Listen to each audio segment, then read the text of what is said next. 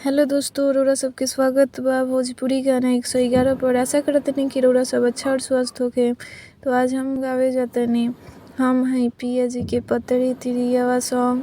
तो इसे कैसन लगी कमेंट में बताएं लोग। और अभी तक चैनल के सब्सक्राइब नहीं की कैले लोग तो प्लीज़ सब्सक्राइब करी लोग, बेल आइकन के दबावल मत भूली लोग। वीडियो अच्छा लगी तो लाइक कमेंट शेयर जरूर करी लोग दोस्तों के पास। तो चलिए स्टार्ट करतनी गाना, बनल रही हमरा साथे। तोहरे में बसे राजा हमरो परानवा हो, रात दिन रहे बसे तोहरे धियानवा हो। हाँ, तोहरे में बसे राजा हमरो परानवा हो, रात दिन रहे बसे तोहरे धियानवा हो। मन झूमे नाचे गावे जब तोहरा के पावे, बड़ा नीक लागे राजा तोहरा संगवा हो। हम हई पिया जी के पतर तिरियावा, पियावा हमारे पतरिंगावा हो। हम हई पिया जी के पतरी तिरियावा, पियावा हमारे पतरिंगावा हो। बसवा के कोइन जैसन लेखा पतरी कमरिया हो, लचकेला जैसे लवंगिया के डरिया हो। बसवा के कोइन लेखा पतरी कमरिया हो, लचकेला जैसे लवंगिया के डरिया। बहेला पुरवाई जब ले लो अंगड़ाई, मन डोले लागे जैसे डोले बिनावा हो।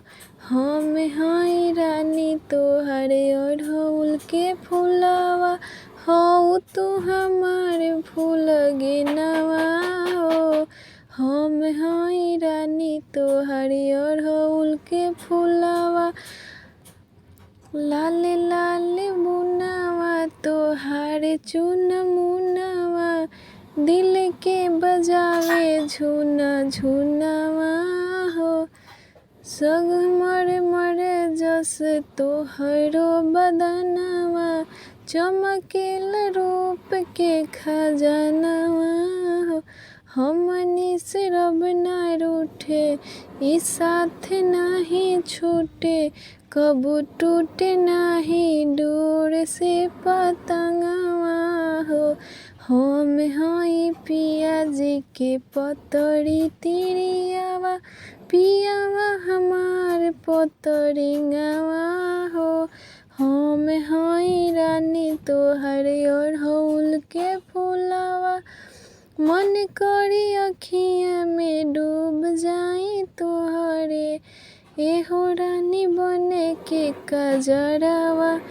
पलकन के छैया में रहबे सजनिया, जब जब करबो सिंगरवा।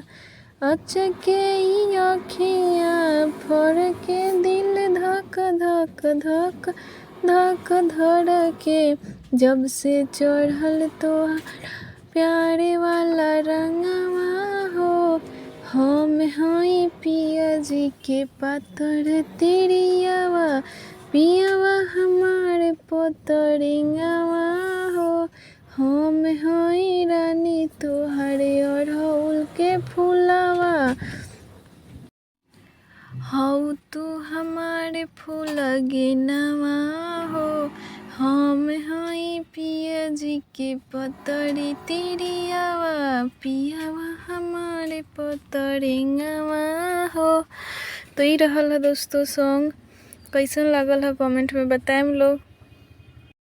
हम हई पिया जी के पतरी तिरियावा, जो निरहू के गाना है, फिल्म में गईले बड़न। तो कैसन लगल है कमेंट में बताएं लोग। ऐसे वीडियो रउरा लोग खातिर ले आवत रहें। तो बनल रही हमरा साथे। तो मिला तनी नेक्स्ट वीडियो में रउरा लोग से, तब तक खातिर जय श्री राम दोस्तों।